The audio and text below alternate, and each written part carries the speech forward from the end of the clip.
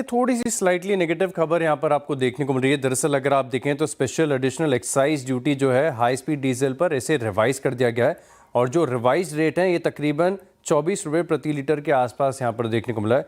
इसके अलावा अगर आप देखें तो सरकार ने रोड एंड इंफ्रास्ट्रक्चर सेस ये हाई स्पीड डीजल पर लेवी कर दिया है और इसी के साथ अगर आप देखें तो जो रेट्स अब तकरीबन 36 रुपये प्रति लीटर के आसपास आएंगे। साथ में आप देखें तो जो एक्सपोर्ट होता है डीजल का, इसके ऊपर जो ड्यूटी लगती है एक्सपोर्ट की, वो अब 21 रुपये 50 पैसे प्रति लीटर से बढ़ाकर 55 रुपये 50 पैसे प्रति लीटर यहाँ पर देखने को मिला है। एटीएफ पर भी जो एक्सपोर्ट की ड्यूटी है ये 29 रुपये 50 पैसे प्रति लीटर से बढ़ाकर 42 रुपये प्रति लीटर यहाँ पर देखने को मिला है। हालांकि पेट्रोल की जो एक्सपोर्ट होती है उसके ऊपर ड्यूटी कोई भी बदलाव यहाँ पर देखने को नहीं मिला, लेकिन डीजल और एटीएफ पर जो चेंज किए गए हैं, बढ़ोतरी की गई है, इसका इम्पैक्ट आपको रिलायंस इंडस्ट्रीज पर नजर आएगा।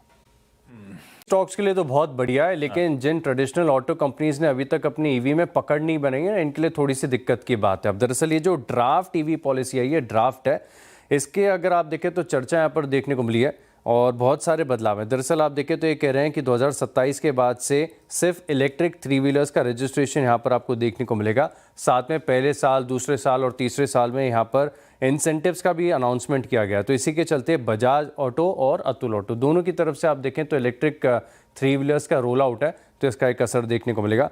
लेकिन अगर आप देखें तो 2 व्हीलर्स के लिए काफ़ी खास है। ये बता रहे हैं कि 2028 के बाद से सिर्फ ईवी 2 व्हीलर्स जो है वो रजिस्टर यहाँ पर दिल्ली में किए जाएंगे। तो एथर एनर्जी है, टीवीएस के भी बहुत बढ़िया मार्केट शेयर है, बजाज ऑटो ने भी बढ़िया कैचअप कर लिया है और ओला इलेक्ट्रिक जो कि अपने ऑफलोस से काफ़ी बढ़िया ऑलरेडी चल चुका है, रिकवरी आ चुकी है, तो इस स्टॉक को भी रडार पर रखेगा।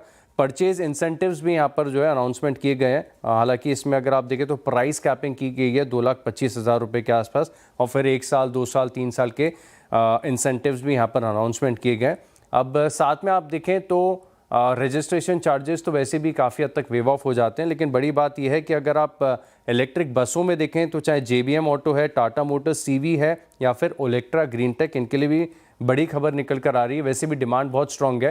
ये कह रहे हैं कि जो स्कूल बसें होती हैं इनकी फ्लीट में तकरीबन 30% के आसपास ये इलेक्ट्रिक बसें होनी चाहिए।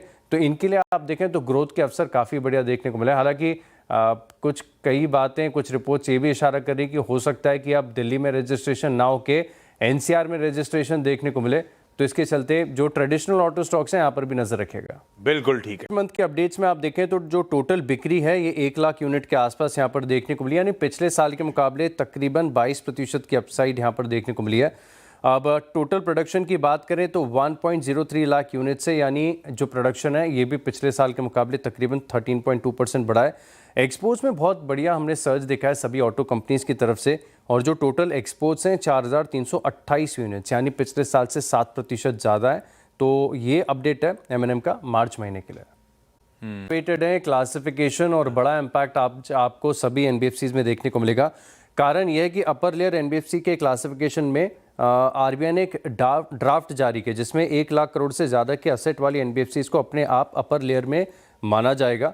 इसके अलावा अगर आप देखें तो क्लासिफिकेशन के लिए जटिल स्कोरिंग सिस्टम को अब ख़त्म कर दिया गया है और ये जो असेट अंडर मैनेजमेंट की क्राइटेरिया है इसे यहाँ पर लागू कर दिया गया है। तो क्या होगा कि PFC है, REC है, हुडको, इनके ऊपर भी जो अपर लेयर की सख्ती है ये लगेगी। और जैसे बैंक्स में हम देखते हैं कि RBI के कड़े नियम होते हैं, सिमिलरली ये जो बड़े अपर लेयर वाली NBFCs हैं इनके लिए भी कंप्लायंस रेगुलेशन काफ़ी हद तक बढ़ता हुआ नजर आएगा। इससे अगर आप देखें तो अपर लेयर NBFCs को 3 साल के अंदर बाजार में लिस्ट होने की ज़रूरत होती है। तो इसके चलते कुछ और स्टॉक्स एडिशनल जो फोकस में रहेंगे, लेकिन फिलहाल इस खबर से जो चीज़ समझ में आ रही है कि हो सकता है कि हाउसिंग फाइनेंस जैसे PNB हाउसिंग फाइनेंस है, सम्मान कैपिटल, इनके लिए स्लाइटली थोड़ा सा बेनिफिशियल देखने को मिल सकता है। लेकिन क्योंकि कड़े नियम है, ये जो इंफ्रास्ट्रक्चर लेंडिंग वाली कंपनीज हैं, मिसाल के तौर पर चाहे आप PFC को देखें, REC है, हुडको है, IRFC, इनके लिए कंप्लायंस और रेगुलेशन थोड़ा सा और बढ़ जाएगा रहेगा, क्योंकि MUFG को जिन्होंने 47 करोड़ शेयर जो जारी किए थे, अब इसको अगर आप देखें तो लिस्टिंग के लिए एक्सचेंजेस यानी NSE और BSE की तरफ से अप्रूवल मिल गया है और आज अगर आप देखें तो लिस्ट हो जाएंगे। लेकिन इसके साथ ये लॉक इन रहेगा, तकरीबन 6 महीने का लॉक इन होता है, तो यानी अक्टूबर 13 तक ये जो 47 करोड़ शेयर है ये लॉक इन में रहेंगे। लॉक इन से ज्यादा है बजाज। शुक्रवार को हमने देखा था कि स्टॉक में गिरावट देखने को मिली थी, तकरीबन 4-5% गिर गया था और खबर ये निकल कर आ रही थी कि कंपनी ओरागनन का एक्विजिशन कर रही है। अब ये ओरागनन कंपनी है यूएस की, जो कि विमेंस हेल्थ के कारोबार में है, स्पेशलिटी कारोबार है इनका। लेकिन बहुत ही ज़्यादा डेट रिडन है। मार्केट शेयर, सेल्स, बिक्री वगैरह आप देखें तो काफ़ी बढ़िया, लेकिन सन फार्मा के पास कैश काफ़ी ज़्यादा है। और खबरें ये निकल कर आ रही थी कि ओरागनन का एक्विजिशन ये $12 बिलियन के करीब में कर सकते हैं। डेट रिडन है, ग्रोथ ठीक ठाक रही है, लेकिन इसको पूरी तरीके से रिवाइव करना पड़ेगा। तो अपने आप में चैलेंजिंग लग रहा था। हो सकता है कि डेट का भी बर्डन थोड़ा सा बढ़ जाए और कैश पूरा यूज़ हो जाता। तो ये एक्विजिशन मार्केट को पसंद नहीं आ रहा था और क्लोजिंग के समय भी देखें तो 3.5 से 4% तक की गिरावट यहाँ पर देखने को मिली थी। अब कंपनी अगर आप देखें तो एक टेम्पलेटेड रिस्पॉन्स की तरह यहाँ पर एक क्लैरिफिकेशन देखने को मिला, जहाँ पर ये बता रही है कि जो खबर निकल कर आ रही है स्पेक्युलेटिव है और अभी तक कोई भी मटेरियल इम्पैक्ट या मटेरियल डेवलपमेंट देखने को नहीं मिला। हालांकि जो न्यूज़ की रिपोर्ट्स थी वो बता रही थी कि एकदम फाइनल स्टेज पर चल रही है इस एक्विजिशन की बातें। कंपनी ने इसको डिनाई कर दिया है, तो देखेंगे कि कल जो शुक्रवार को गिरावट आई थी आज रिवर्स होती है कि नहीं। ओके।